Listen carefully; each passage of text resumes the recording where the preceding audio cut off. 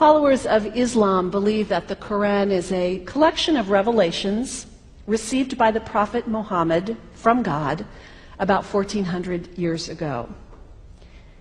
They believe that Muhammad was the last of a series of prophets and teachers and messengers that included Adam, Moses, Jesus, Abraham, all names revered by us as well. The word Islam means peaceful surrender to the will of God.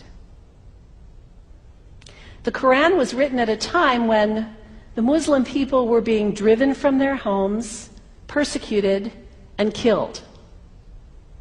The Old Testament was written at a time when Jewish people were being driven from their homes, persecuted, and killed.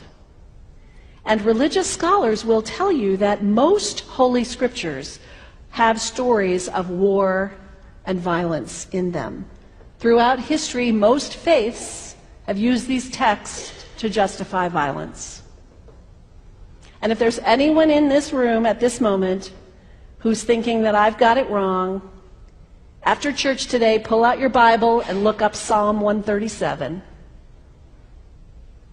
And you'll see that our own text has passages that can make us uncomfortable.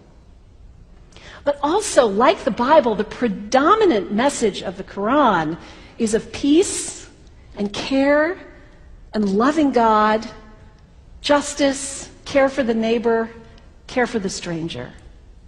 In the Bible, we have thou shalt not kill. In the Quran, we have whoever kills another, surely he is killing all of humanity. And whoever saves the life of another, surely he saves the lives of all humanity.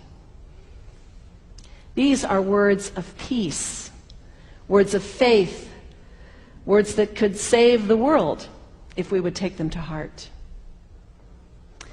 The second thing you can do the next time someone sends you one of those emails demonizing Islam, delete it. Don't forward it. Don't participate in the stereotyping. Don't give in to your fear. It's okay to be a little afraid. We all have those emotions. Just don't give in to it. Don't sign on for it. Don't focus on this tiny group of extremists who commit acts of violence. Focus on the hundreds of millions of Muslim people in the world who are people of faith, whose priorities and concerns and families are not so different from your own. And third, when you think of Muslim people, think of individuals. Think of the professor at Ohio State. Think of the engineer at Honda. Think of the teacher at the elementary school down the street. When you think of Muslim people, remember those who died on 9/11, not the hijackers. There was only a handful of them. Remember Mohammed Sunhami Hamandi. He was born in Pakistan. He came to the United States as a small child with his parents. He played high school football. He went to college. He became a part-time ambulance driver. He died, this Muslim young man, on 9/11, trying to rescue people and save lives. When you think of Muslim people, remember Mohammed Salahuddin Cloudhurry.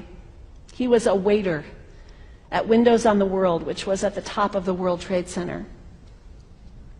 He died that day. His wife had their baby 2 days later. When you think of Muslim people, remember Rama Salih. She was a woman, 28 years old. Her neighbors described her as fun and outgoing and generous. And she died on American Airlines Flight 11, 7 months pregnant with her first child. Remember the founder of the Islamic Circle of North America, who worked in the World Trade Center and also died on September 11th. That same group now is giving away tens of thousands of copies of the Quran in response to the campaign about burning the Quran. In the language of their own tradition, they are spreading words of faith and peace and hope. One of the ladies at the 8:30 service this morning said to me after, maybe we should declare September 11th, buy a Quran and read some of it.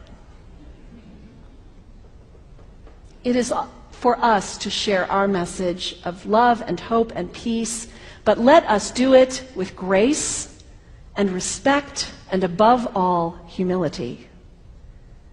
God grant us, as individuals, as a nation, as Christians, the humility for this work.